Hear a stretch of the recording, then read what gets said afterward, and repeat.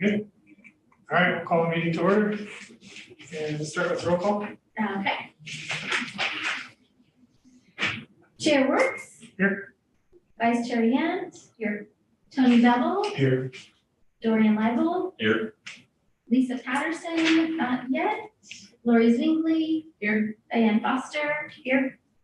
Great, thank you. Okay, so approval of minutes. Does anybody have any comments, corrections on the minutes?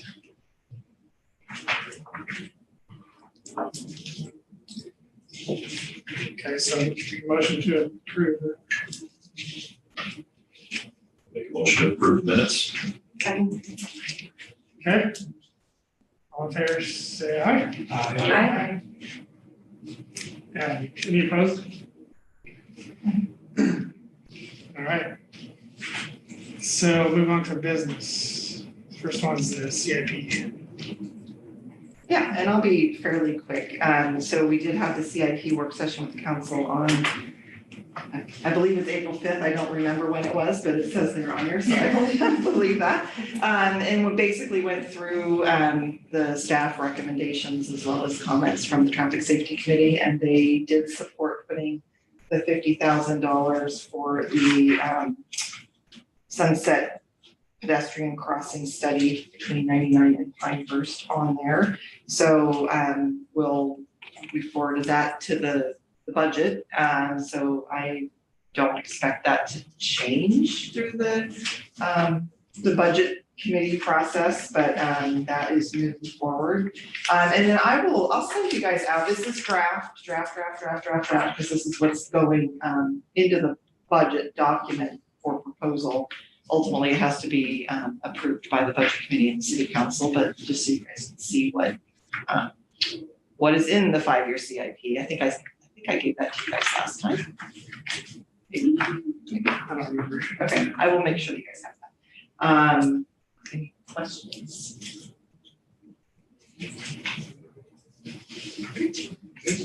Great, thank you. All right, so move on to the issues list there. Just go down the list.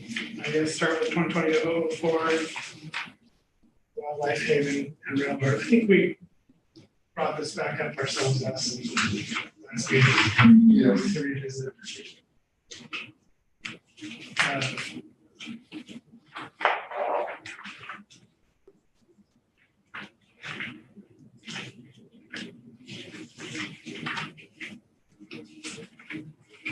I don't know if you guys, Captain or Bob, if you guys have kind of do you have anything you wanted to share, or summary or anything, or?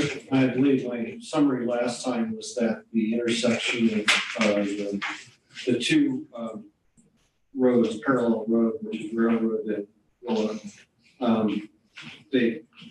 it's an odd setup. And really, putting stop signs all over the place is just going to make it worse. We need to deal with it in more comprehensive way. And I think that is something that needs to be brought up as one of the items through the CIP. I know we have it listed in our TSP and Transportation System Plan, which makes it eligible for CIP listing. And I think that that's where it should go. I think it's too big a project for the traffic safety community to deal with as far as trying to figure out what type of resolution should be brought forward for it. Is that not in the CIP? I might actually. I believe it is. I know it's in the TSP, and I believe that we transferred all the TSP projects into the CIP, at least the 20-year CIP. Right. So yeah. So it's not on the 5-year CIP. But it's not on the 5-year CIP, but it is on the 20-year. So that, and I can run upstairs. That's the nice thing about us being here. I guess I can run upstairs and grab the most recent CIP just to see, but that might be something that is a placeholder recommendation that, like that this is something you want to advocate to be brought up onto the 5-year CIP or as we move forward in the next year's CIP, or if there's something, in the interim. But I agree with Bob that, there's only so much it's not a simple fix if it's in the CIP. Is there a plan that's part of that in the CIP? Like, is there a concept or? It's identified that there's no plan forward. That's part of the whole idea behind the CIP is you identify an issue, but part of that resolution comes with the project being brought up and going forward. So if I was to tell you right now that what I think should happen is a condensing of the two parallel roads as the way that it should be handled, I can look at it and say, yeah, that's what needs to happen. So that's about the best I can tell you right now. So I spent some time, I've walked through there a handful of times since the last meeting and spent some time looking at it, and it seems like there could be potential there's a down Wildlife Haven Court a little bit, there's a driveway, it looks like it's not that old, but that driveway goes the direction of the path, I guess that's Villa. And it looks like you could fairly low cost, you could have Villa turn right there and tee into Wildlife Haven Court and then close off Villa at where the problem area. Probably could. It seems like that would be a relatively low cost that maybe it's still part of the CIP, maybe it's not, but it doesn't, to me, that doesn't seem like as big of maybe a project as we envisioned the last time we talked about it. Again, it's a CIP project. I look at it and I say it's much larger than just a simple fix. Yeah, we could probably reroute, but then what do we do with the existing road? How much do we take apart? What do we want to do with it? How do we fund it? What's the public pushback on routing all that traffic through a different road? Well, it's like 3 houses or something, and a couple bollards and a little bit of asphalt. Again, it's a bigger problem. So I think, what we're dealing with. yeah, I think we let Bob and I kind of look at it a little bit more. I think what Bob is saying is that what seems like a simple, just put these bollards up, there's got to be a public process to it, and having that kind of decision made just, without more discussion and outreach really can't happen for these. I mean, like, I think we need to have more discussion. So maybe Bob and I can take a look at that, maybe bring you into kind of like, what are you thinking about seeing? Is that like, what does that mean? And I think we can't just make traffic changes that are, I don't know enough about what you're referring to. I'd have to look at it too. If we're talking about closing and redirecting, that impacts people's property, that impacts things. And so we just need to look at it a little bit more.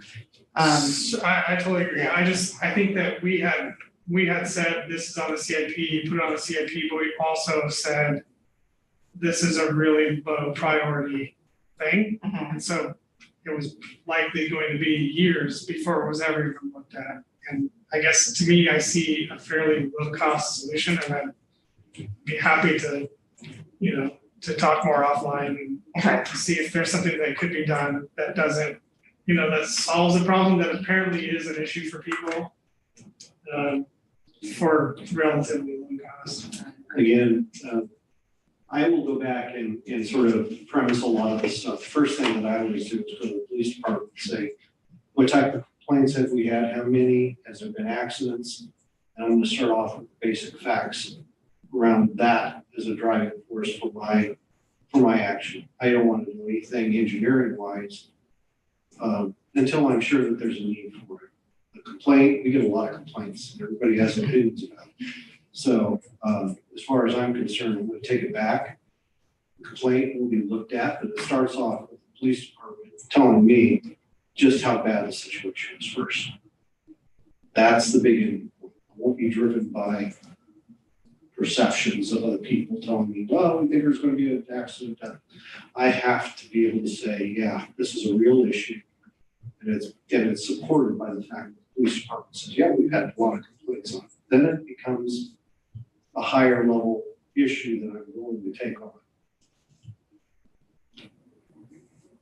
And I'm not actually seeing, I might just not be looking thoroughly. I've got the CIP pulled up. There's a Villa Road project, but it's not a pedestrian project in the CIP. So The only Villa Road project that I know of is pedestrian connectivity between the end of Villa Road and Park Street, or the, through the park there, going to Woodhaven, upgrading that. This is an existing system, and it's not necessarily listed as a failed road, so it's a local road issue. How we deal with it. So that's why I was not certain about what the CIP would have in it. I think it does need to be corrected, just as a proper way of designing roadways. Having it built, it's kind of dumb. says the city engineer. Yeah, well, It's probably been a while. Anybody else have any comments?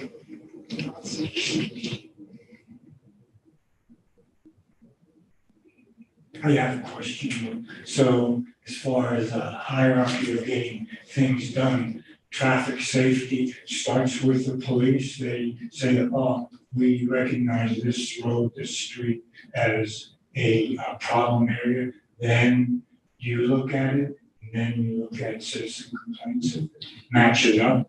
I think that the way the process runs is these complaints coming to the police department. They're the clearinghouse, but they're also the first step that tells me, do we have an issue? Because usually the first thing I will ask them is, what's our history with this issue? How many other complaints have we had towards this one area? How many? How many accidents have we had?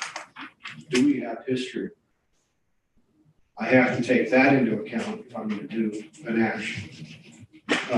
And even then, we've always had the preface, and I think you've heard me say it a lot of times around issues is, number one, is it something that we can deal with through driver behavior modification? Can we do it with getting people educated? Can we do it through an enforcement action that gets in people's attention, that gets them to modify their driving behavior? And then you go down to the engineering solution, which costs a lot of money. You got $100,000. Just to give you some context, you've got $100,000 to spend in your budget. And you've got 6 locations where people said they want rapid flashing beacon crossing. $80,000 a pop.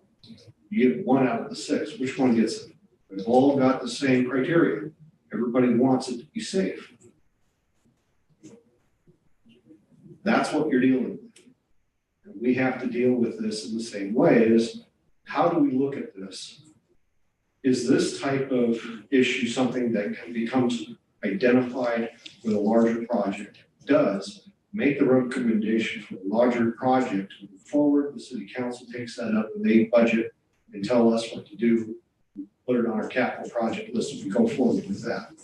The smaller things that we can do is, first, can we do this by having the police basically do a public notice type thing, education? Second, can the police modify people's behaviors around that? And then the third is, then we start looking at, is it a physical issue with the roadway system? How it's designed, how it's put together, how it's signed, that I step in. I'm usually the last one in the case.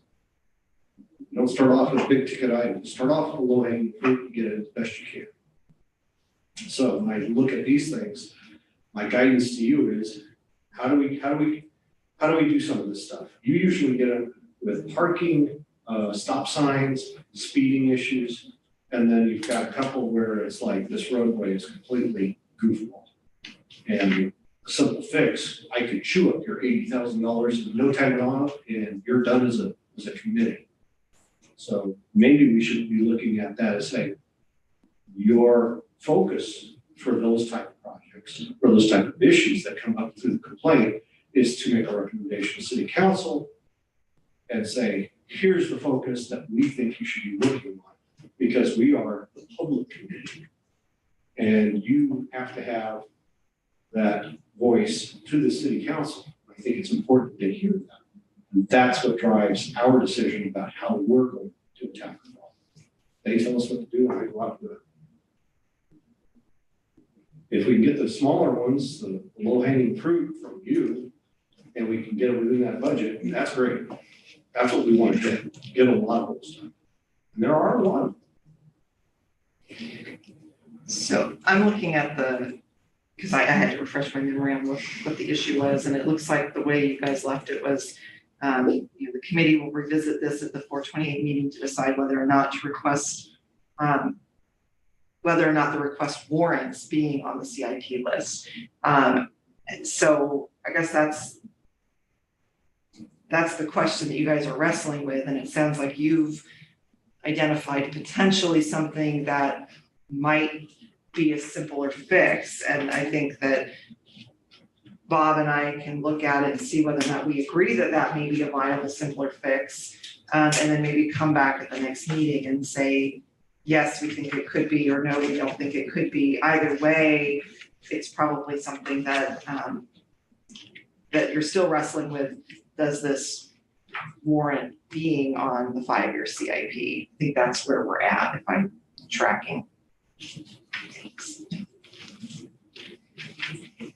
Yeah, I guess the question for the committee is this an issue that we feel is an issue that we want time addressed beyond just kind of getting it to the CIP and letting it fall into the budget when it rises to that level? Maybe it's not an issue, but I guess it's just kind of weird.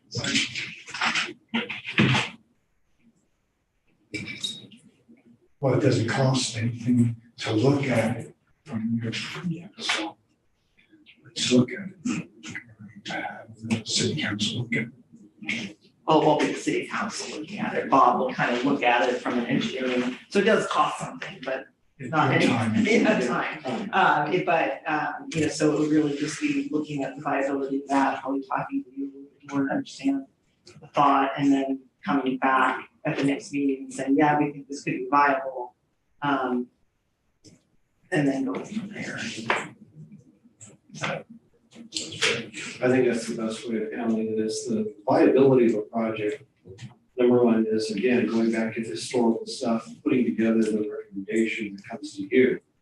How is this thing really, is this a valid issue is the number one question. Is it a valid issue? Number two is, how much of an issue is it? Rate it up the scale. If it's high enough, then we should take it to city council with your recommendation that they include it somehow in their scope of looking at projects. Agreed. I think the last time that we revisited was back in 2020. We decided it was an issue enough to recommend that we put it on the CIP. So, my recommendation, I guess, would be that I'm happy to sketch something up as far as what I was thinking, and I can send it to you guys and get your take on it, and we can revisit it again next week. And maybe it still lands in the same place it was before. We should put it on the CIP list. It's still one priority, but I guess I was thinking the last time we talked about it, it was more kind of vague, open-ended, what it may turn out to be, and it may turn out to be like a pretty big project. And that's where I was like, just as the issue is not big enough to warrant this big project. But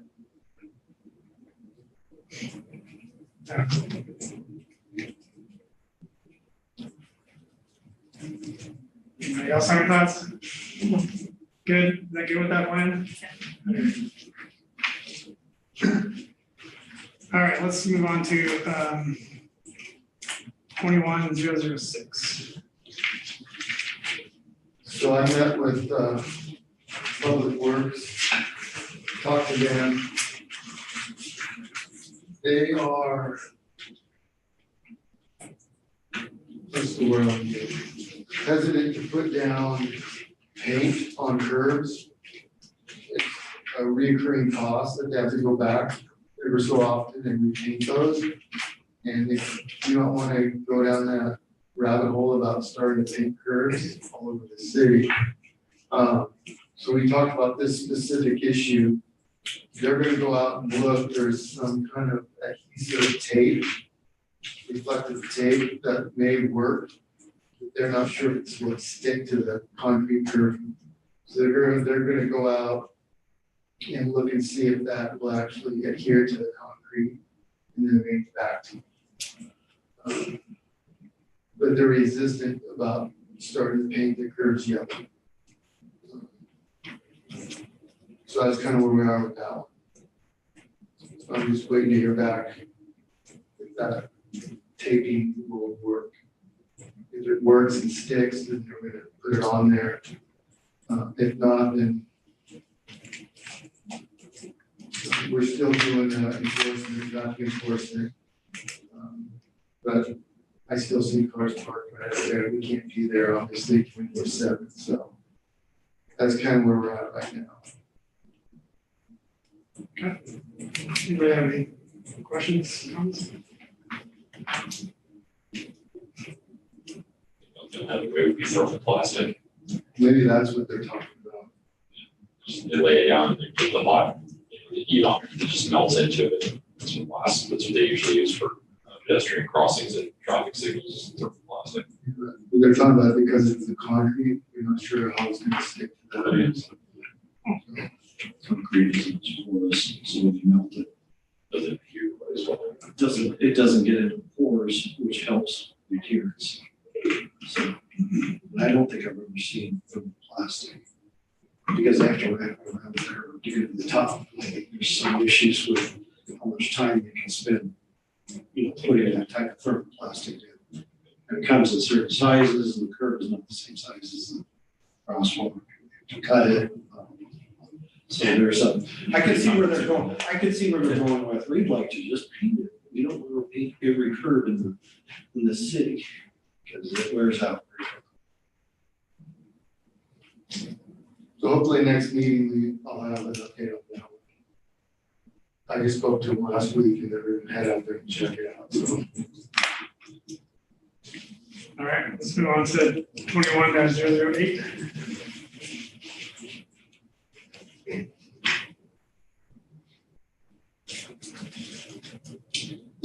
Sunset and Timberwolf.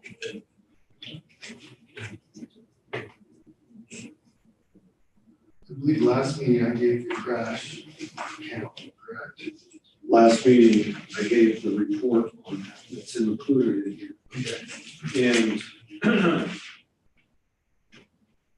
I think it was left up in the air. I think we're waiting on the traffic study on the ped count. Even with the ped count, it's, even with the ped count, it's still a speeding issue. And what do you do about it? And I think there's there's two issues there. Number one is the configuration of the crosswalk at a location appropriate for the intersection? That's a question. I think the usage of that would dictate how we treat that intersection. And I still haven't gotten bed counts done because I've been busy with a lot of stuff. But the speeding is significantly high in that area. And changing, putting up more signage, putting up more lights is not going to do anything with that driver attitude. So, and we continue to get complaints. I know the school district has reached out to us. We have a meeting scheduled with some of us and the city manager next week Next Tuesday. to discuss. And in the meantime, Bob's done the speed study, working on getting the head counts, and we are going to be adding that comprehensive pedestrian crossing study into the CIP. So there's multiple things that are kind of in different stages of completion. I'm not sure if anything faster is gonna come out of that meeting next week, but I feel like we're working on trying to find a solution. It's just not tomorrow, you know. I think also in today's weekly high school newsletter, they put out a bulletin to watch speeds along Sunset. And they said particularly with youth who are driving down Sunset to and from. So there is a little bit of an education piece. My son was reading it to me while I was driving. And so, yeah, and so he was saying, so there is an education piece that it sounds like the school district is also trying to get out there. Yeah. Because it could be any ages, but there are a lot of teenagers who also drive that route now going to the high school. Yeah. And I know that I think the district has gotten complaints, or there are even some issues with I think speeding. Sort of, you guys can fill in my recollection, but I think speeding where like some of the crossing guards were almost, or is that, am I? Yeah, they actually blew through the intersection with the crossing guards and children trying to move through that, and the people still went through, and I'm going. It's when you just You give can a throw wall to come up through the. Yeah, throwing up lights, and if they're ignoring people in the crosswalk, putting up lights means nothing to these people.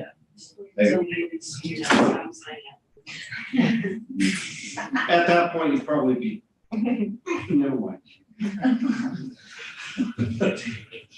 I know, my personal opinion is that, but that's not the legal side. Get more trouble. But you can see where I'm coming from is that I think that there has to be a way to deal with this. And it's not just a single fix on any of these issues.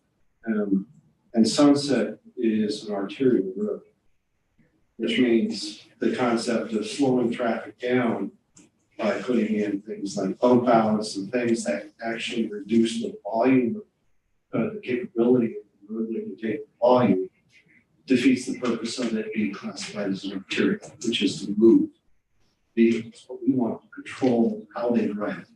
That's a driver attitude problem. How do we do that? Best thing to do would be to signalize it. It's a big project.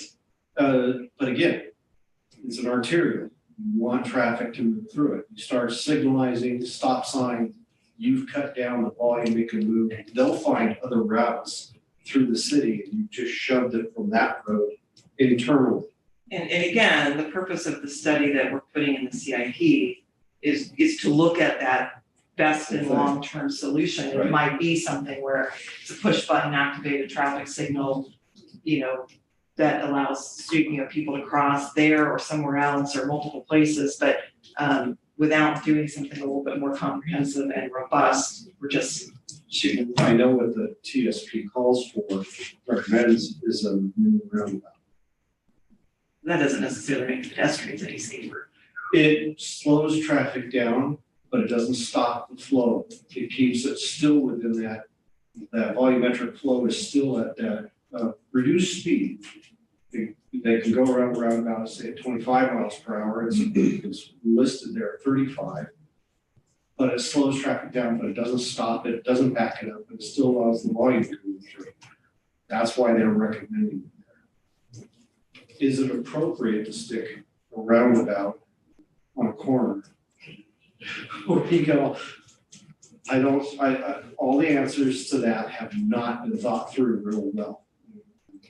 I'm in favor of redoing the TSP entirely and having it completely redone with a viewpoint towards pedestrian connectivity, pedestrian safety intersections, how do we make the connections for pedestrians, and then working traffic around that. That is still a year away or more.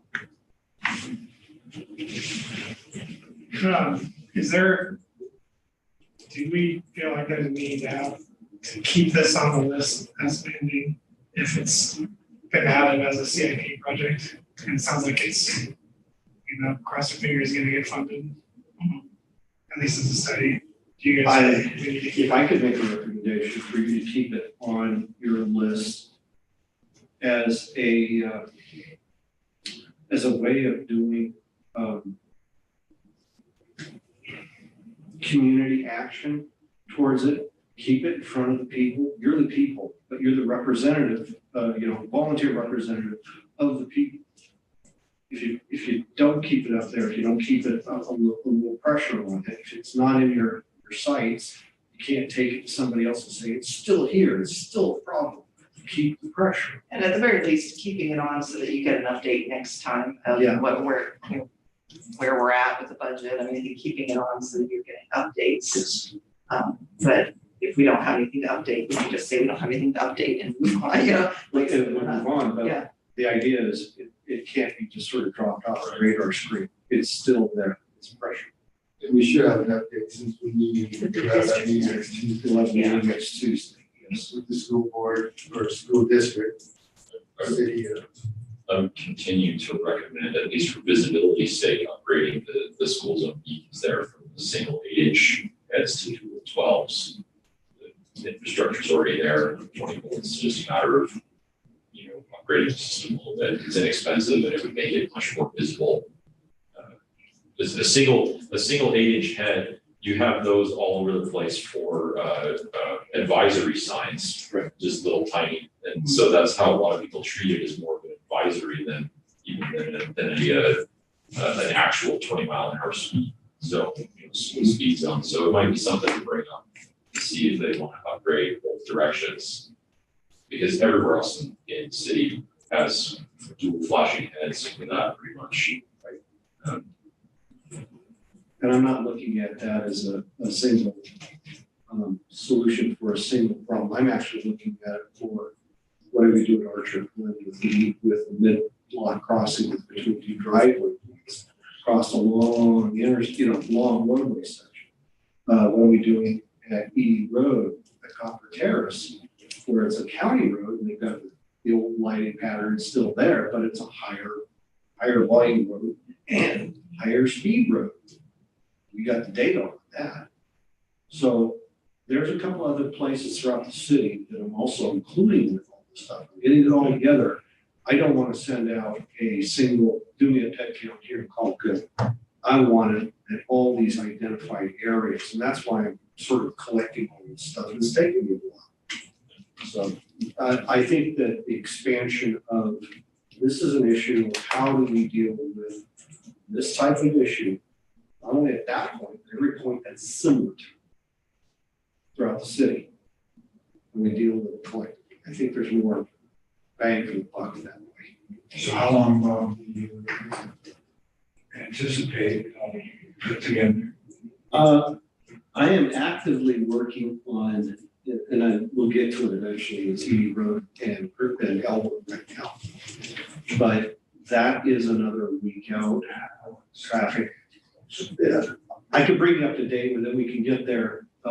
But I really want to get to head counts after I've had Elwort and Kruger information completed and combined and presented to the powers that be.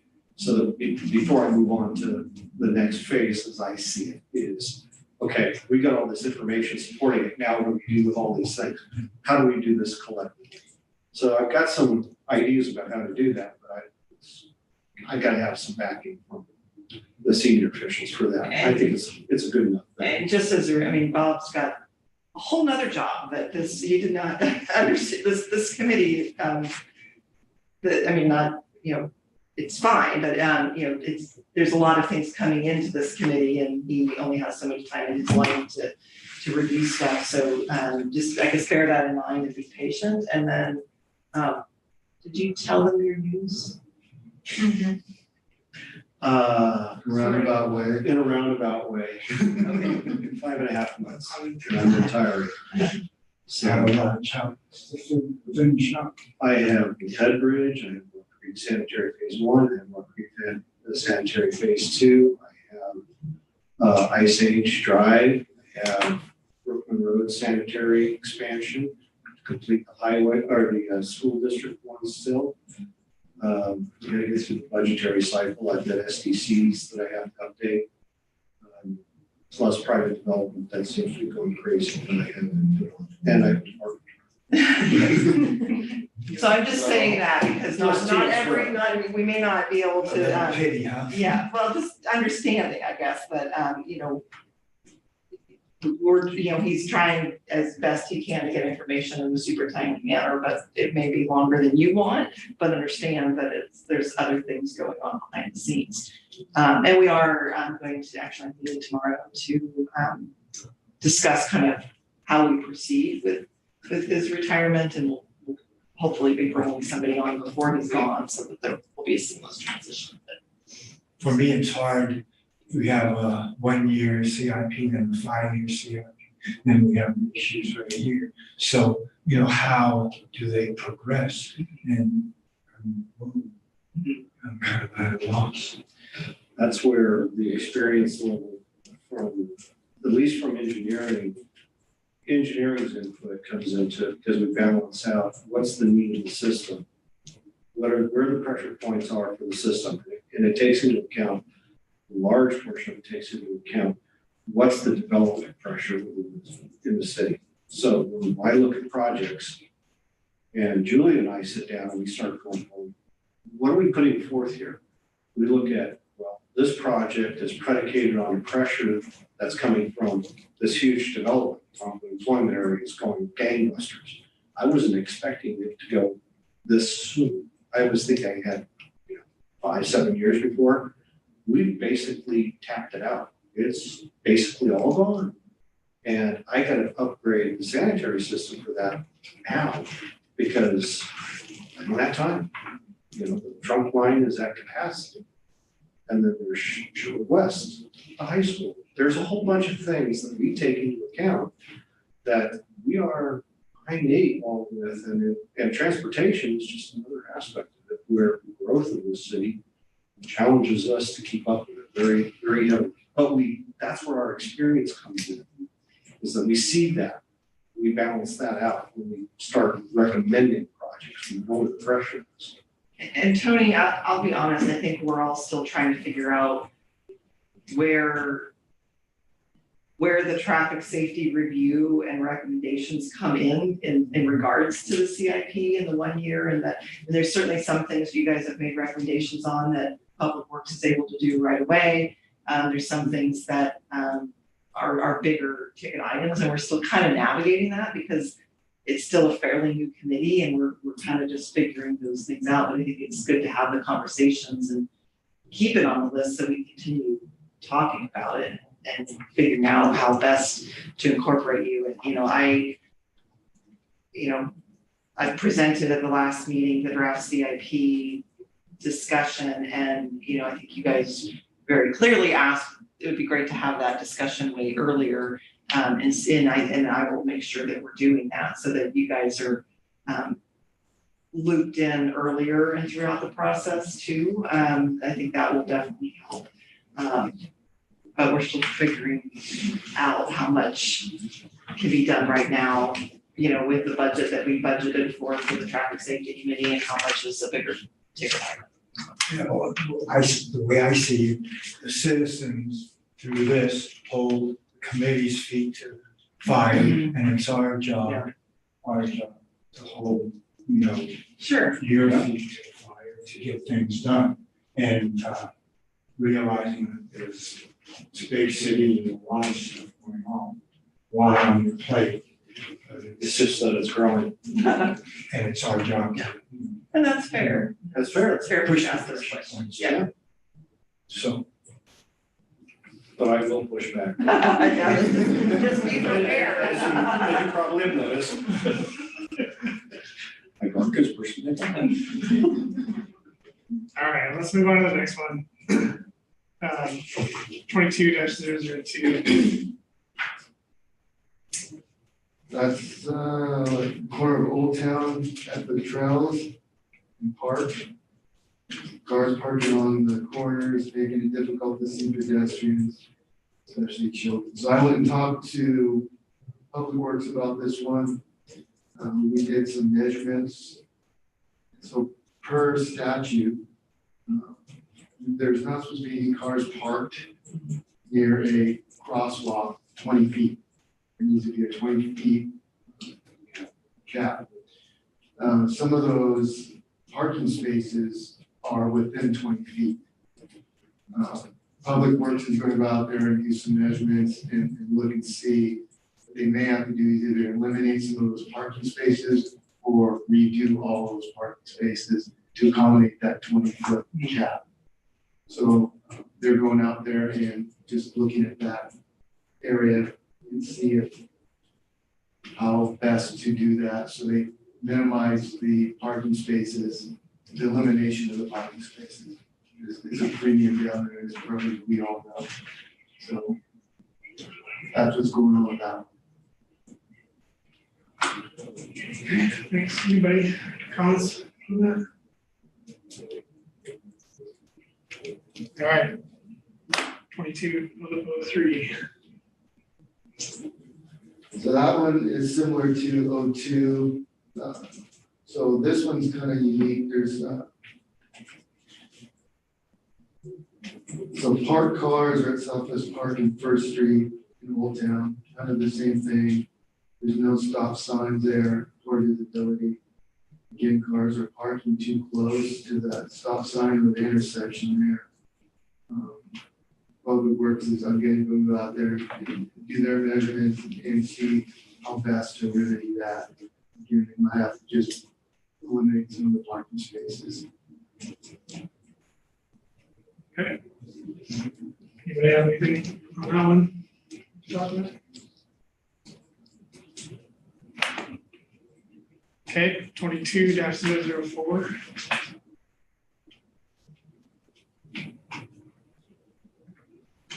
That's a revisit, correct? Yeah. Okay, I spoke to city manager on this. We've done, as part of either the roundabout reconfiguration or just looking at the installation of the crosswalk, the signalization, we've done multiple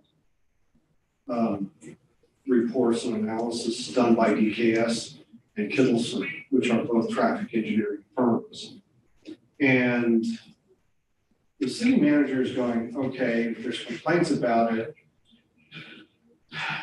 we're not willing to open it up again and review everything because number one, it was data that was done and it was approved at the time. So it was good for the time that it was issued. Does it make it effective now? I don't see much that has changed. The codes haven't changed that much around establishment of the signage, the spacing, the distances and stuff like that. So we do have anecdotal evidence of crashes occurring, and we do have evidence that shows that a lot of times those crashes occur because of driver behavior. Not that the intersection is deficient in design. So engineering is basically, I asked the city manager, should I release these older reports? And he goes, no, they don't really do much. We would have to do a new report, and the new report would have to show how these things are no longer deficient or meeting the standards that are current today. And from what my role was to go back to DKS and Kittleson, who've done the previous reports, and ask them, how are these things changed? Would that be a valid concern that we would need to go back and redo the report, or have another report that would basically bring us up to date? And the response was no, they're still good, they're still valid. The design aspects still meet all the current criteria. So there isn't any rational reason for us to go back and release the old reports because they are predicated on design standards that are still valid today. And anything new that we were to do would basically be looking at the same stuff over again and reconfirming what we've already done twice. So with that response, the city manager told me, he said, no, we're not going to go back and just pass out the things. If they want it, you can do a records request, public, You can ask for it and pay for the things. We've got them electronically, so we could probably download it pretty easily. Go through the records request, but as far as an internal city directive to go out and do another report, when we've already done several reports that have reconfirmed that the design meets all current standards, is not what is going on there. We have other issues, I think, that are being identified, which is more in lines with how are the drivers behaving when they come out of that parking lot. And I leave it up to John at that point to take it and say, well, we've got an issue with how they're driving or stuff like that. Again, driver behavior that's the start of the problems. I'm just curious what year the reports were and the spacing and statutes might be the same, but potentially there could be volume increase or more turning movements that are conflicting. The turning movements at the time the reports were done were based on an increase to 2024. So basic volumes for the site development basically said, okay, now if you take that site development volume when it's fully as-built and you boost it up to 2024, what does that do? At the time when these things were done, there is no problem. And we have not seen an appreciable increase over those traffic volumes. They're basically operating the way they should be. I guess that was my question, is that the projected volumes match what existing. We haven't had any type of traffic volume for the development that is above what was presented in its design. So I think what Bob's saying is it doesn't make any sense for you guys to review a study that's old, that's been updated and reviewed several times since, and that it's still valid. still valid, because we've had the same questions. And we had directives from city council to go do a report, do an analysis, and come back confirming. We did it with the roundabout, but we took it clear down to that area, clear up to TS Road, because it's how does this system work? So I don't know what the answer is with on-site movement. They've got the turn lanes. It's what happens to somebody's thought process. Where are people stopping when they come through that thing? You put the stop signs up. The stop bar is at the back end of the sidewalk, which means that they shouldn't be going down to the apron to stop. And yet maybe that's what they're doing. I see it. I've gone by there. And then the other guy who's on the far side who wants to go straight, so the guy who wants to turn left has to go at least that far and maybe even a little further to look past the guy, and he just shoots out there and there we go. I think to add to that, I saw a comment specifically about this on some forum from locals, and I think part of the thought process has to do with those stop bars on roads that don't, on a road that isn't normally, you don't normally stop on, and it's confusing people because it's a stop bar that goes through the through lane and the left turn lane in both directions, and it's in the other direction 2 lanes in the turn lane. And the comment basically is saying that people are getting really confused about that stop bar and why is there a stop bar in the through lane, and they don't understand that it's because there's that rapid flash beacon across That's there. So that's, I'm just adding to that. And I think that's education. I mean, I remember when the flashing yellows first started appearing, and I was like, what am I supposed to do? I don't know what I'm supposed to do. You proceed with caution? Yeah, I mean, but if you don't know it and you don't see it, it's confusing. And so I think as people become, I know it seems like it's been a while, but maybe we need to do an education campaign, maybe have an Archer article or something like that like explains. Well, do it again. Do it once and done. I'll reprint it. I'm gonna go back to the state law. And this is something that John, if you please correct me if I'm wrong. But any marked or unmarked pedestrian crossing point, in other words, if a pedestrian steps off the curb, he's got the right of way. And the car is obligated to stop under state law until that guy has passed through that lane into to the adjacent traffic. It's in the state law, it's in the driver's manual, it's right there. Now, the real problem comes from the driver's not expecting that pedestrian to say, I have the right of way, I'm just gonna continue to go. And you have to stop for me. That's fine. He steps out into traffic thinking the car is gonna stop. He may be legally right, but he's just lost an argument with a 2-ton vehicle. Yeah, it was, There's a combination of education of the driver and the pedestrian. I've seen both of them, and they both tick me off. I'm saying this pretty This bluntly. Archer article, I think it's just passed. May 4th is the deadline for it, I'm pretty sure. So maybe. I've got it. I can send it up. it was really sort of like a light bulb over for me, because we had talked about it in the last meeting, and then I saw this comment, and I'm like, Yeah. that's what's going on. People see the stop bar there, and it doesn't even have to be with pedestrians necessarily. Some people see the stop bar there, and they see the little stop sign that says, the arrow, Yeah. and they stop. But Like without it's the a stop lights, sign. without the lights flashing, They don't have to. they don't But have. I think it'd be good That's to an maybe do it, do an article, and actually, sorry, I'm just totally taking the meeting, but it might be good, like maybe a monthly little something from the traffic safety committee, like, hey, don't forget. I think that's an important part of this committee is public education. This is the best place for us to be able to do this for the community. I will acknowledge that I am one of those people that can't, sometimes I get so deep in thought and I just see it's a stop sign, I stop, period. Because it's a stop sign. I mean, I've been driving for a long time.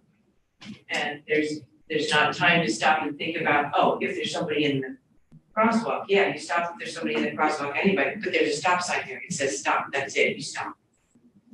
So It can is be confusing, and I think education is the important factor, but I think drivers need to be aware that what they can and can't do. That means they have to be educated. Can't just take the test once in their life and then forget everything that they've read and were taught in the band. Doesn't work. And I think pedestrians. Apparently, maybe. But I also think pedestrians also need to learn, stop, look, and listen. Yeah. Because I have a lot of instances around here where people, they are cruising along, jogging on the pathway here, and they just cruise right out into traffic, like, you're gonna stop for me. And that is not what is being taught. From my perspective, I'm old. I remember this from my grade school days, many decades ago. Stop, look, and listen. I'm not sure those people understand how valuable that is, even today, even more so. I had to think for a minute when I saw that comment about why there were stop bars in the through lanes. That it actually made me think about it. I'm like, why do we have stop bars? Should even need to be stop bars in throughs, but then it, Yeah, process when it the- makes sense. When But the rapid flasher is initiated, that becomes an all-stop situation in all lanes until the pedestrian's gone through all lanes. That's the law. So that's why they're there. took me a minute to sort of process it, Yeah. why the bar was all the way across Yeah. and not maybe just at the left turn or something like that. Now, yeah, so that's what the thought process is for a lot of people, having the bar there and not needing to stop. And then it's such a large space with people coming from both directions, Target and Walmart. So that, it does create confusion, but it's all correct. So there's not much you can do when it's all correct. Right. So Educate. except educate and continue to let people know that this is, you're okay to keep driving until the rapid flash beacons Right. come on, then you need to stop at these bars and wait. Yeah. So- And it is a confusing intersection. I have 3 teens that I've been teaching to drive for the last 2 years. Yeah, And I mean, one of them took a turn and I was like, in that intersection, because there's just so much to see. I'm getting in the left lane, I'm watching 2 lanes of traffic come towards me, I'm watching the pedestrian, people are coming from Target, I'm trying to go to Walmart. there's a lot for a person to see. And I think that the traffic flow, like we've talked about, is right, but it is just a lot to see all at one time, and especially for a young driver, and who a lot of them probably work in that complex, it's a lot to take in and to see all at one time. I've told my boy not to go there unless he's running right, just going up to TSR. Yeah, Otherwise go down. we've done I agree. similar, we've done similar, That's probably very not practical. sufficient Yeah, we did to here, but for local people, I'm like, maybe don't drive I in never that go in section. there. I'm the city engineer and I don't go in that entry or exit out of that. I go down Century Drive. Yeah, we do, And yeah. then I take the roundabout. I think you're contributing to lower traffic. Yeah, lower traffic volumes, standard drivers quite, lower speed. But again, that's one of those things that I'm not sure there's anything that I can do because it does meet all the criteria. So I'm a little surprised, I guess, that the response to the request for the traffic studies was, we've hashed it out in the past, we don't want to hash it out again, we're not going to give them to the traffic safety committee. To me, I feel like, if I got to do a records request to get it, it's fine, but that doesn't seem like it's counterintuitive to what we're trying to work all together. And I'm not saying that I'm suggesting that the traffic study is wrong. I was just asking if I could see it, so I could see what were the options that were considered. Because maybe I'll look at it and be like, all right, great, that sounds good, let's keep it. I don't have any more comments. In my mind, it's settled and we move on. But maybe I look at it and I think, well, what if there was something else you could do? And I don't want to open up a can of worms that you guys feel like you've already rehashed. But this is the citizen input process, which maybe you guys had that at that point when you did those studies, but I feel like that's what we're here for, is to be able to provide the residents' input.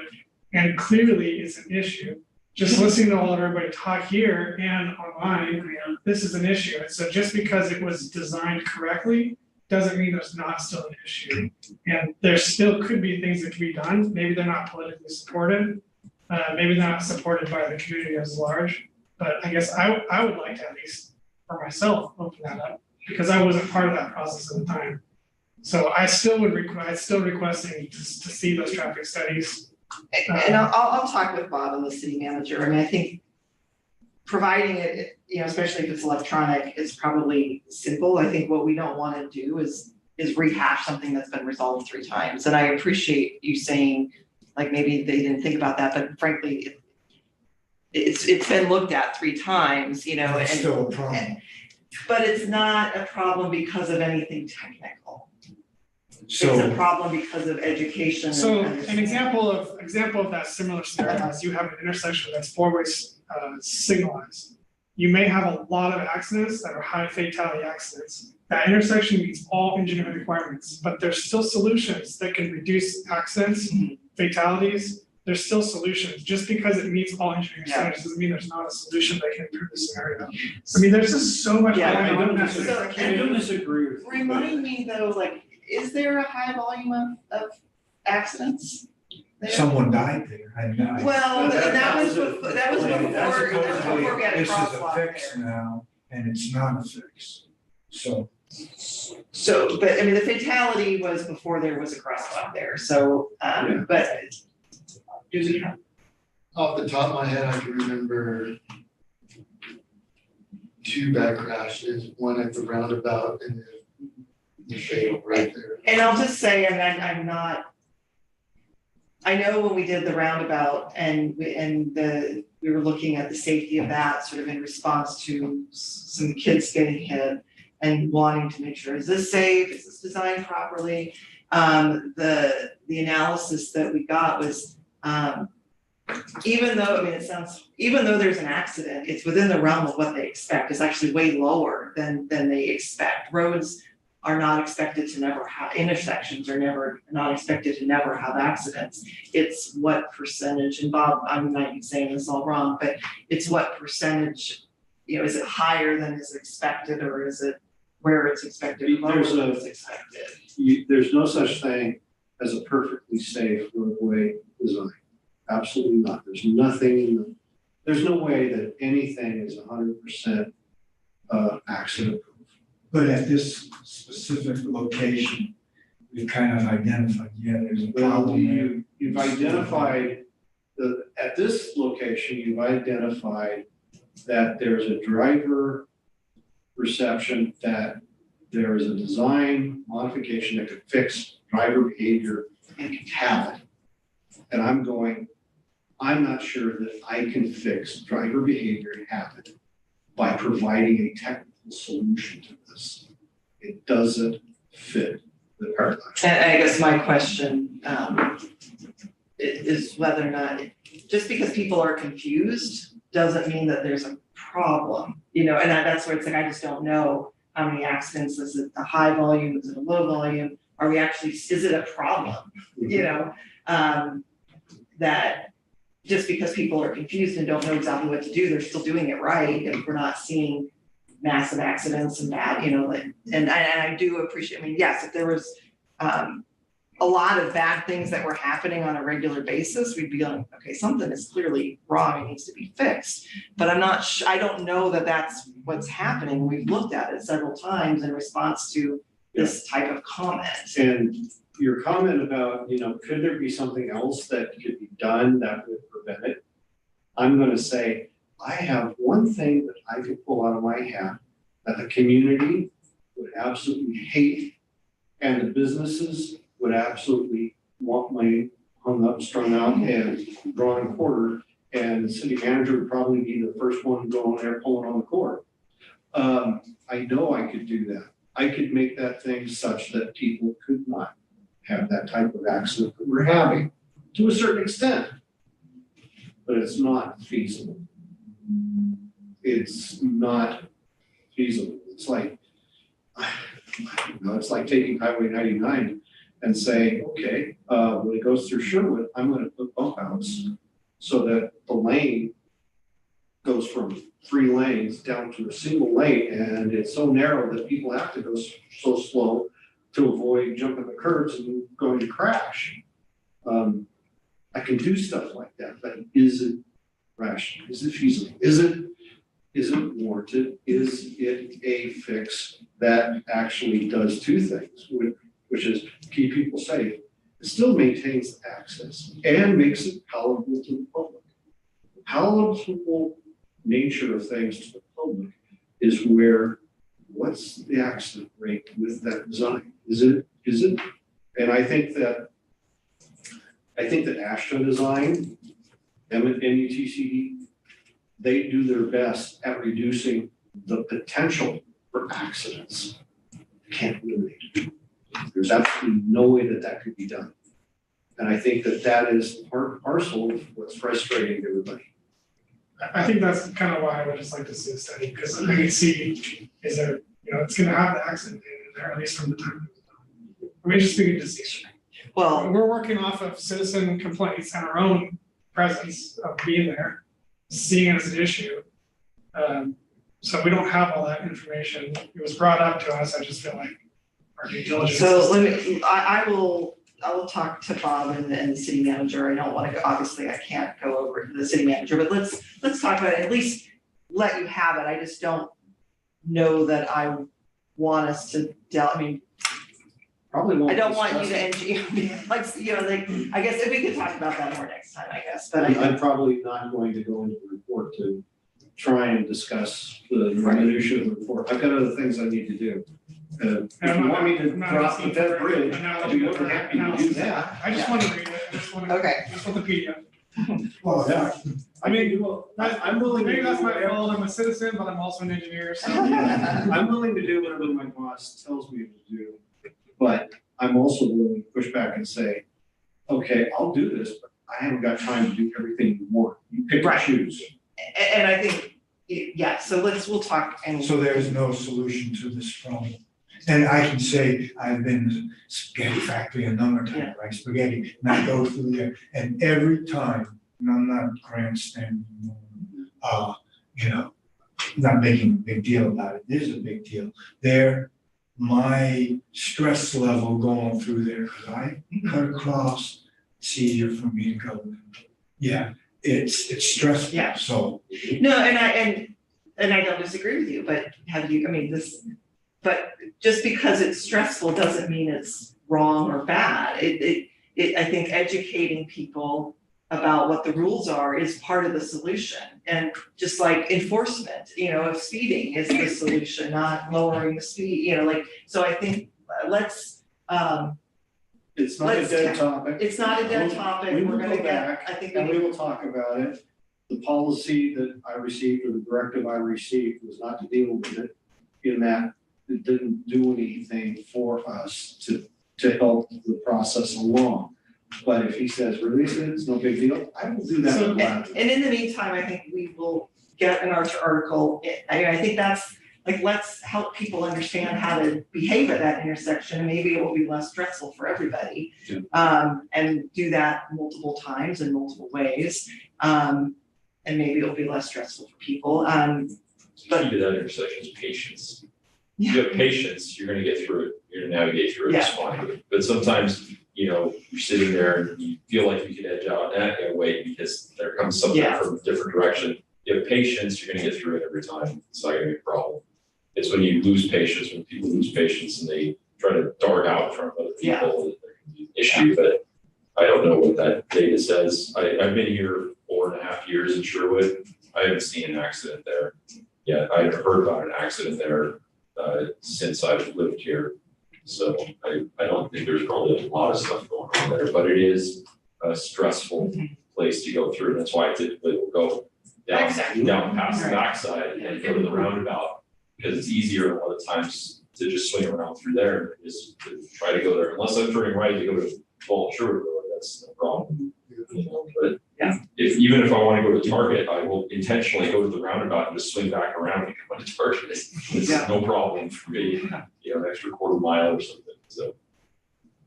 Go right and then turn into my red route. You can do that too, so we will do the education, and we will talk. Just want to let you know that we closed up in the community room. I'm on my way out, but there are still people in the library until. Oh.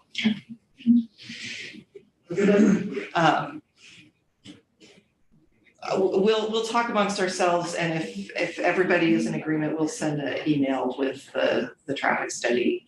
Just not We'll get the link out to everybody. Yeah, I guess I don't necessarily want to say, okay, at the next meeting, we're gonna go through the traffic study and review it, but we'll certainly get you that information, and then continue talking. So I guess I appreciate that, and I think it's a good reminder that we're a citizen committee and we really have no power, we're just advisory.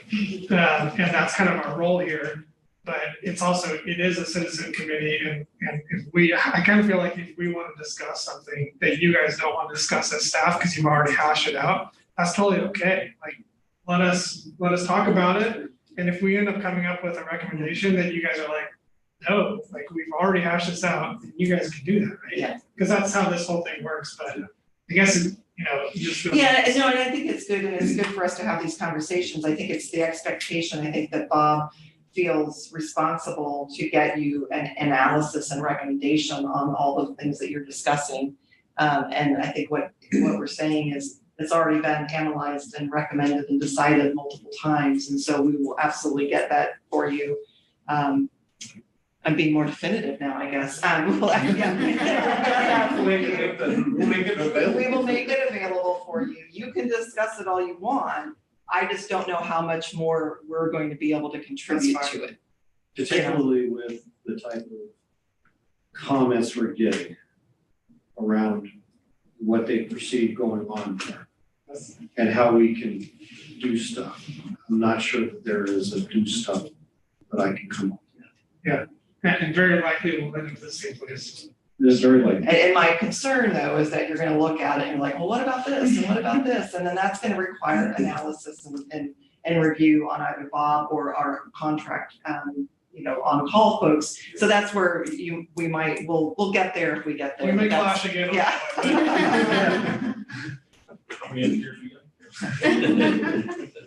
All I right, mean, if you wanna do things for, no, I'm just kidding. are we gonna move on to the next one? Okay. So we got 22-005.12 and 3 And 4. and 4. This is in my quarter. So before you do, I just wanted to let you guys know, because it's not on the list, so I will be submitting a MISTIP application, Major Streets Transportation Improvement Program application next week to the county for improvements to Edie Road. So that we'll continue to discuss that. We won't know for quite a while where it lands on the list, and then even if it does get funded, it won't be for several years, but that is something, a long-term thing that I'm working on in slight coordination with Bob, that he may not be fully aware of that I'm doing it.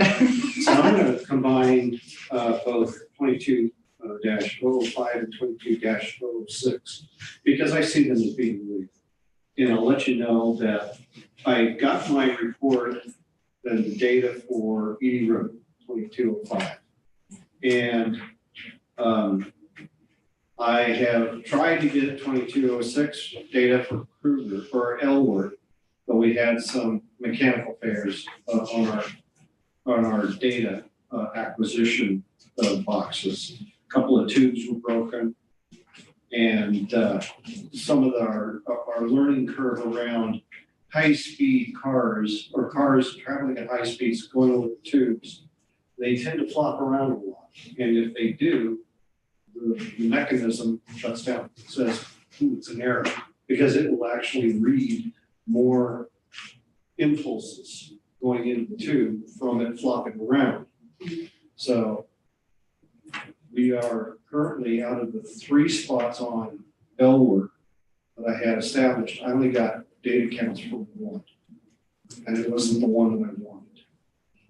So we have those set out. I've created some hold down devices on my own, and they seem to be working. We've checked them out. The tubes are out there. They will be out there until middle of next week. That'll be a 7-day cycle.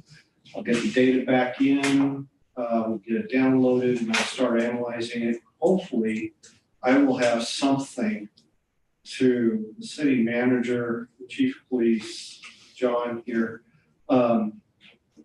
Hopefully next week after next.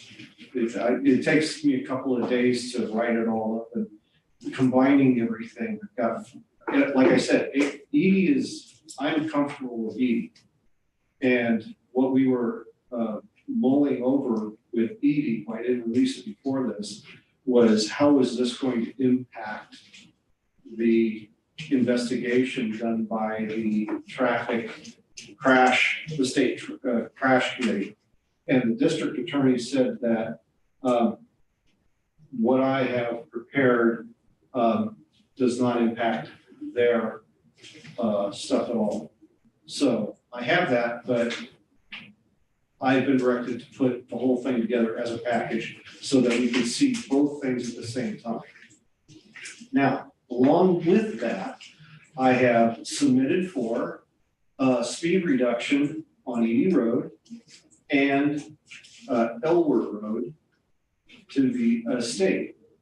They have gone through, they are working with the county. They've got their traffic counts. The county has asked me if the part of this is that I give them something saying we support the county lowering the speed to 35 miles an hour. And they have done so on Edie, and we are expecting them to do the same thing with Elwort between Edie and Highway 99. So we're getting a speed reduction down from the 40 down to 35, which I think is appropriate for Edie, and I think it's also appropriate for Elwort. But until I get my data back myself, I'm not sure what I'm looking at that supports my opinion on Elwort. I know what my opinion is on Edie, and my data shows it. So I will release that after we get Elwort done. And then I can answer questions about stuff not related to the crash, but only related to the data. So, hopefully the speed reduction will get approved by the state, by the county. So then, John, you'll do enforcement there to educate. Would we continue to do enforcement on that? That hasn't stopped. What's the process? I'm sure that there's a phase-in process when we lower the speed with the little orange flags. Yeah, there's a speed reduction process that Public Works will put up that it basically promotes the new speed sign stuff. We get it posted, there's gonna be a whole bunch of a time period where those flags are gonna be up for at least a week or two, notifying drivers that there's a speed reduction. That goes into effect. However, that portion doesn't start until the state signs off. And the state, I've actually put together a document that sort of outlines what the steps are for the state to approve. It has to go through the state traffic engineer. And he signs off on it at the very end. They issue the notice of speed change directive. But it's like a 6-step process that goes through. We're at step 2. So we've got another 4 steps to go. Do we have any reason to believe that they wouldn't approve it? I don't believe there is any evidence to my, for Edie Road, I don't believe there's any evidence that would deny us on Edie Road. I have not gotten traffic counts back on Elwort. Okay, so I can't tell you what I think the state will come up with, but my gut reaction to what I see out there when I'm out trying to do stuff along the roadway is that road needs to be lowered just because of its condition and the configuration of that roadway and the traffic volume and how people drive it. Again, driver habit is a big predicate of what type of accidents you can continue to see on that roadway. Looking at 6 months down the road for this. I think that there is enough political interest with what's going on, not only because of Edie Road, because of the deaths, which are unfortunate. Believe me, those type of things hit me hard because I have to deal with it in some way personally, or professionally, but it hits me personally too. I think that we will get notice sooner than that, but it's not going to be next week. It's going to take several weeks for that process to get through the state.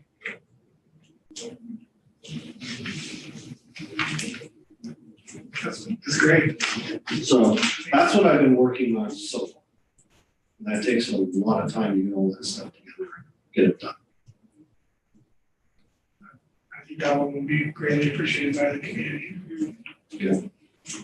And we're not even near right now making suggestions or No, we're moving. Solutions.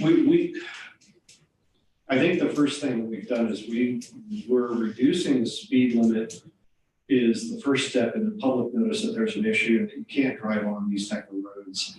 These roads are now becoming so dense in the amount of traffic that they're bringing up, that driver behavior along those roadways you have to change it. And the speed limit is the first notification. Second one is going to be, if they don't slow down, we ticket them. And then the final one will be, well, what are we going to do to make the road safer? I think that comes with MISTIF funding that Julie was talking about, with changing roadway configuration. It's a collector status road. It's supposed to be for higher volumes, moderate speed, 35 miles per hour. That's our speed for collectors and arterials within the city. And we're supposed to be able to get a lot of traffic through that. And I think that changing that configuration, I think more along the line of Sunset personally, configuration of Sunset, will do that. We'll change driver behavior, slow it down, still maintain some volume that we need. But my experience with Sunset and Timbrel shows me that drivers are nicknames are Mario Andretti and AJ Foyt. So, I've been, completely surprised at how much volume of traffic exceeds the speed limit rate distance. I'm not talking about, 35, I'm talking about guys going 69, almost 70 miles an hour. I'm hearing really late updates. Yes, you will, yeah. Somebody put it down, something like There's not much I can do about that. I'm sorry. I don't, I'll do what I can every other way that possible, humanly possible. And I'll work with the community at large to change that and take this. I've had several people die while I've been working here, and I know what it takes out of me. Where do the requests for sidewalks and bike lanes fit into this? Is that part of the MISTIP? That's part of the misstep. Okay. The strange thing is where they talk about great sidewalks, there's already sidewalks. Where No, that I went and happens, drove it on the way there's here today. Sidewalks on both sides There are in some Great. places. Again, you're talking where the accident happened. perceptions Yeah. versus reality. We have to deal with the reality of the situation. So when complaints come in, that's why we go out and we stick with, this is the way it's going about, this is how it goes about it, this is what we've done. Now, the first reality we have to understand is that both Edie and Elwort are county roads. That's just the way it is. The city doesn't have the right to go out and do what we want on that roadway. So we have to work with the county, and we are, but it is a long pull. Those two cities. I mean, the county won't, don't get me wrong, the county doesn't, they're taking heat for this sort of stuff too.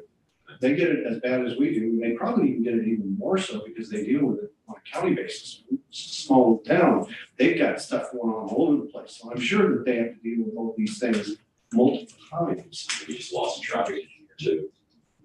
Just last week. Yep. So. Is there anything that we can do as a committee from an advocacy point that would support your? Probably, yeah, absolutely. I'm thank you for asking the question. I'm sure a letter of support, at least now or somewhere in the process would absolutely be great. And we're gonna need it, Given how. because once we get done with our analysis and we get the state working on reduction of speed, then it's gonna start being a push to actually say, okay, what type of safety improvements need to be made on these roads, whether it is Elwort being widened and the hills being taken down, or whatever's necessary to help deal with that. I think one of the things for Edie Road will be the solar powered speed things that they put up. You're gonna have to have at least 4 of them put along Edie Road. Radar speed signs. The radar speed signs that tell you what you're speeding at. I think that would be one of the best first steps, personally.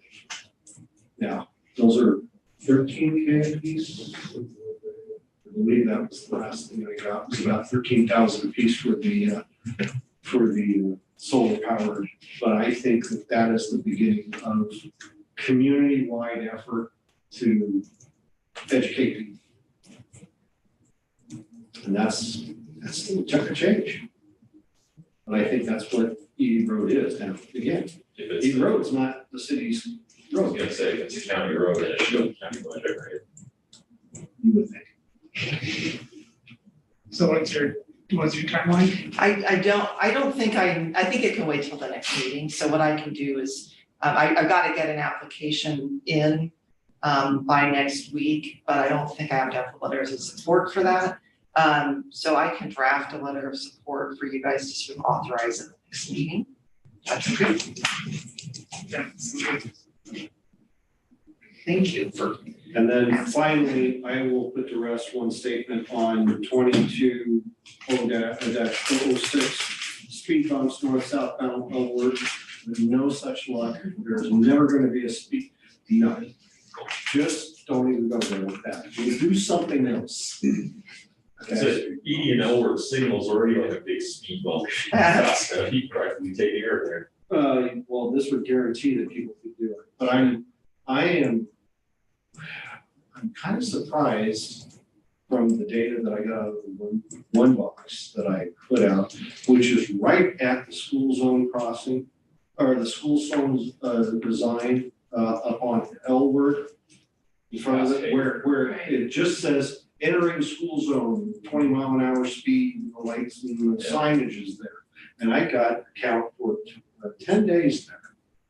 I am very surprised at the results are.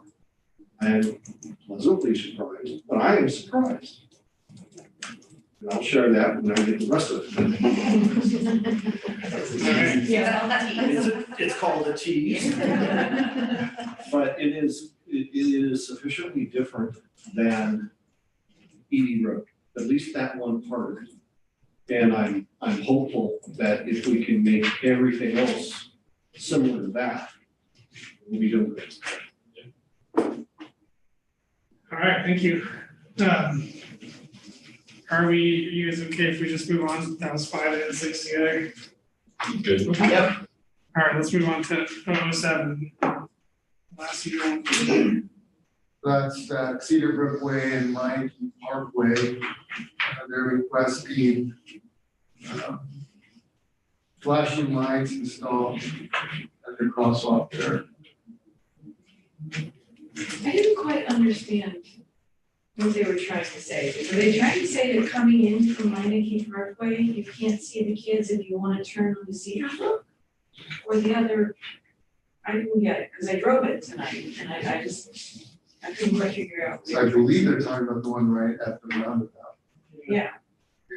The city already, Bob can confirm this, I hope, they already cut down a few trees for sightline there. Yeah. There's no sight distance issue with going on to Meineke, coming in, going around the roundabout, looking down Cedar Brook Way. You have direct line of sight for anybody crossing, and you have enough distance, and the speed should be low enough to where they can stop within enough time.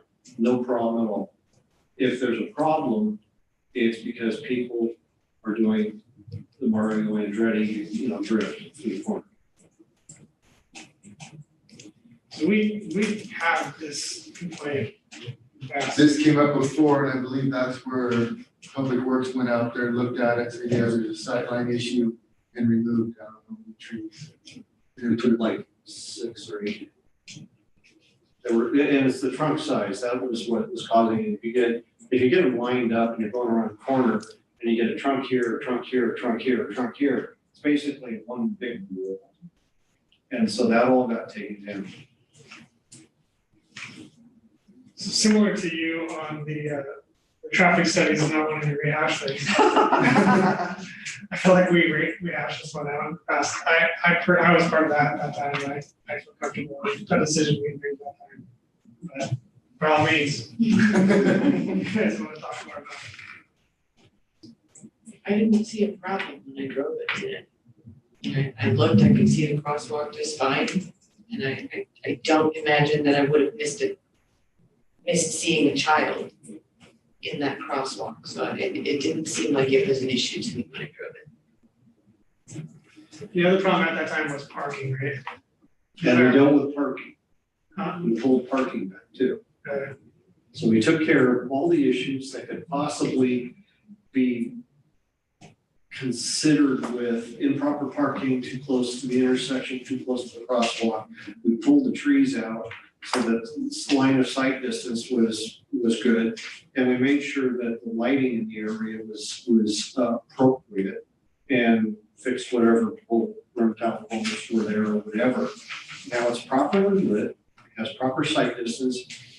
There's no obstruction parking so that you don't have a problem in the southbound lane. If there's an issue, it's again, drive behavior. And I can't engineer my way around that.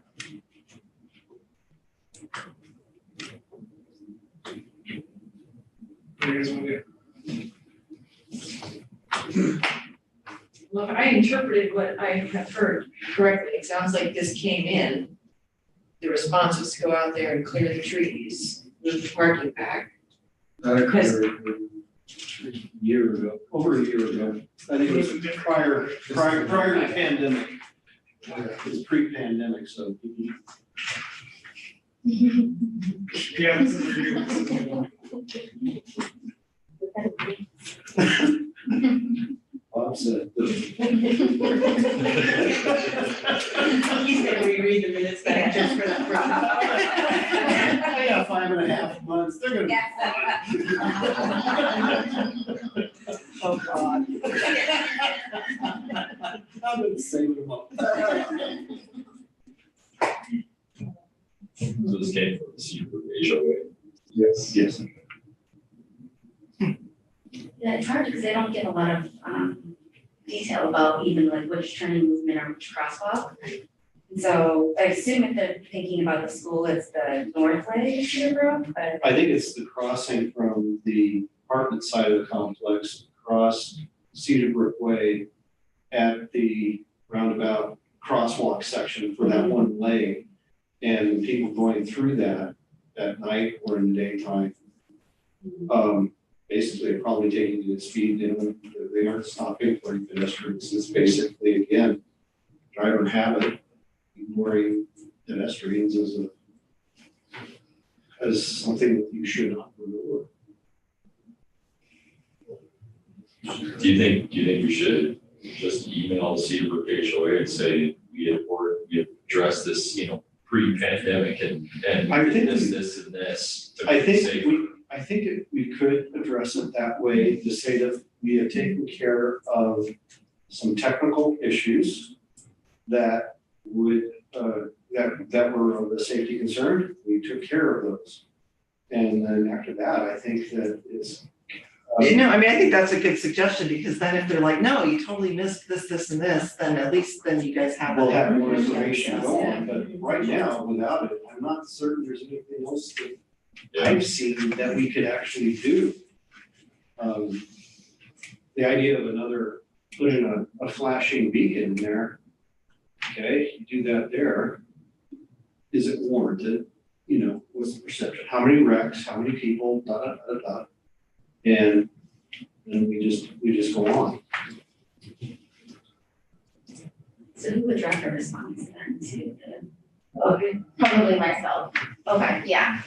So I can just reach out to them, get clarification, make sure we're not missing anything, and then just kind of let them know what was done. He just some of the requests previously, and then kind of go from there. Do they have any additional information that they can provide us that tells us, or that provides guidance to us on what they're talking about?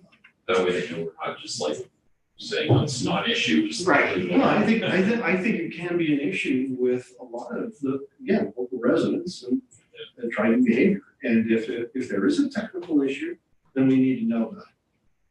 The HOA can also be helpful with education too. They have, what even is a newsletter? Does this HOA have a newsletter?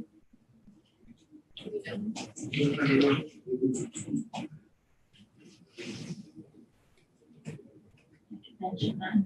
We should have a meeting just on what we can do to educate, what avenues you have, the social media, social media, HOAs, sure, is that.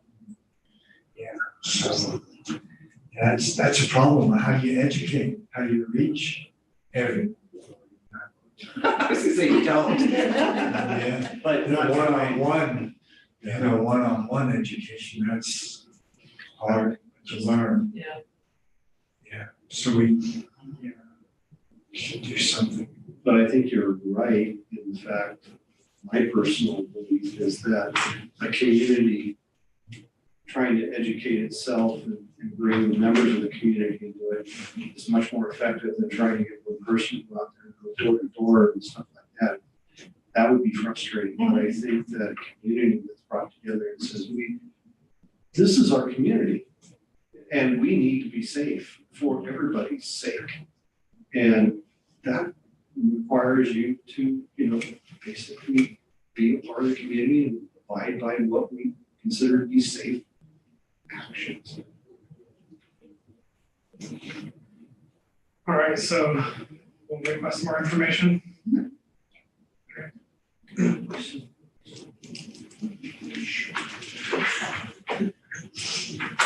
Okay, so that finishes up issues and complaints section.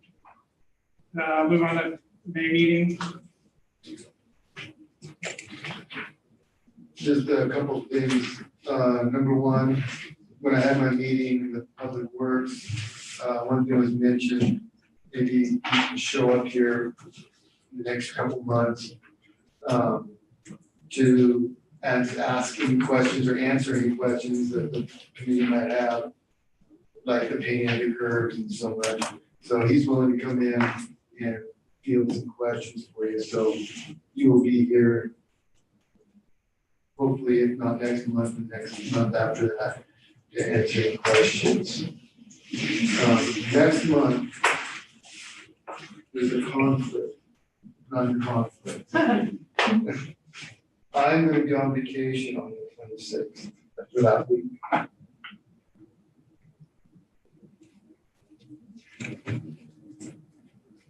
So, Do we want to have a new captain? probably not that soon. I don't want to throw into Are you calling these guys wolves? He doesn't, he won't know enough about the community or how it's operating. You are correct.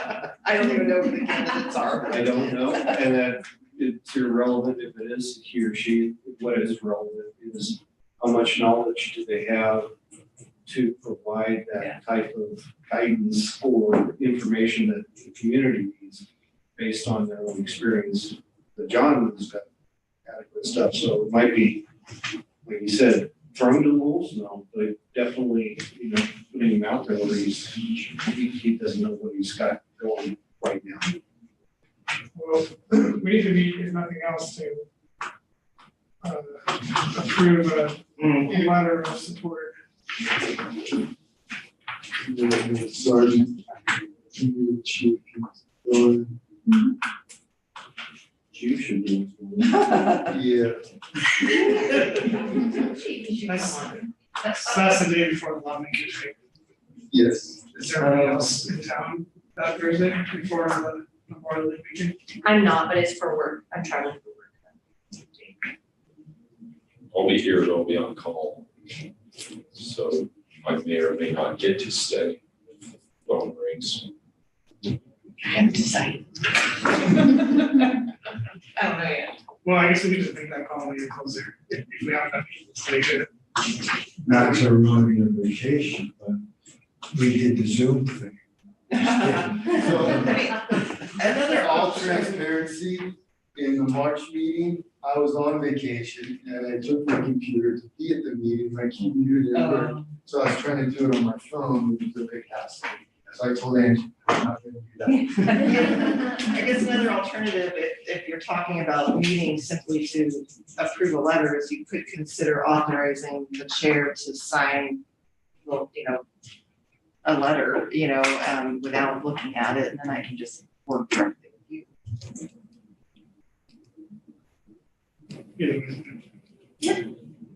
I mean, I think we could do that, you guys could come up with a letter, and then I can send it out to everybody, but Sure. you can't reply all, when you would reply back to me, giving me your approval, just have to just reply just to me, since we can't do that for the meeting laws.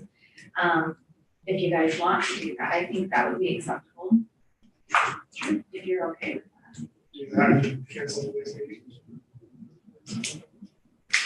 And that gives Bob some extra time to get all this There you stuff together. And I gotta take my wife to someplace for her. Someplace, that's helpful. So we. Someplace expensive, quiet, nice, and I bring all my cooking utensils because she will work for me. Good. I I was gonna say. Then I'm bringing my hot sauces. Do we need to do that formally, or are we good? I think we're on. Do we need to do a motion for that? or is Motion. we good? Motion for what? Oh, So letter, yes. Authorize. Yeah, for him to go ahead and, yeah, probably. I probably should do that. Well, we're gonna see the letter though. Yeah. So it's not, I feel like we're approving it as a group. So, I think you just have to memorialize that I'm the one signing it. oh, to For the physically whole sign group. it. Yeah. Okay. I move to have you sign on behalf of the committee, the letter for the application. Also, For the HOA. No. The No. support letter for the, For It's going to this, the county. Yeah. For this, You second it? Yeah. Okay. All right, all in favor, say aye. Aye. Any opposed? All right. So citizen comment, I did not receive any. Well, I guess they could. oh, I guess I skipped committee. Does any, so this is a chance, if anybody has anything else they want to add on the agenda? It's good to be here live. Yeah. Is the plan long term, is gonna use, oh, you said use the police building? Eventually, yeah, once we get everything set up in there, then we'll have the meetings of our police department. Next time, hopefully, we'll be in the council chambers in there, so we'll have a lot more space to spread out. Part of it is the requirements associated with things that were enacted during COVID make it so that we need to have more special equipment, and a lot of stuff is hard to come by, and so that's why they don't have it yet over at the police facility. Well, thanks for throwing this together. Oh, yes, of course. IT did help, so. I can't take all the credit. still waiting for the police to. After you retire, it will show.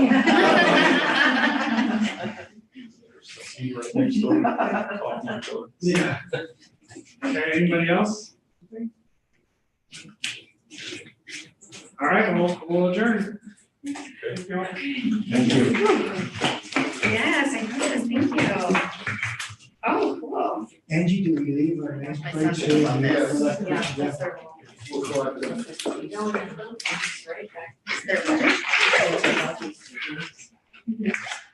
Thank you for my new favorite.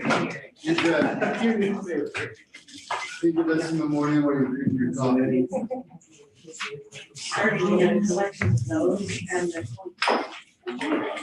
You've been on almost what, every area. You're on the police committee, okay, and serve on this as like a liaison. yes, yeah. Or meeting, okay. This is my, and I haven't Yeah, you too. See you. Oh, I haven't seen you like that, so I Still feel live like there. Lori and I were thinking about let's go around August. Yeah, in September, 6 months. yeah, so much very long. Yeah, so probably right before, And we tried, I think we set it up to be 1 year. oh, 1 year rotation. I was thinking it was 2 years. That was one. Yeah, I think you were. From the police or. Yes, from the Okay. police to be the liaison for this. Our terms, I think, are each year. Oh, I mean, I don't know if Bob is still here. I have a question on the Cedar Creek Trail project. Does anyone have any, like, knowledge of, Bob, will, oh, What? I had a personal question about the Cedar Creek Trail project. Cause it, I will answer based on the caveat, that I'm project manager, and I'm trying to stay as far away from that thing as I can.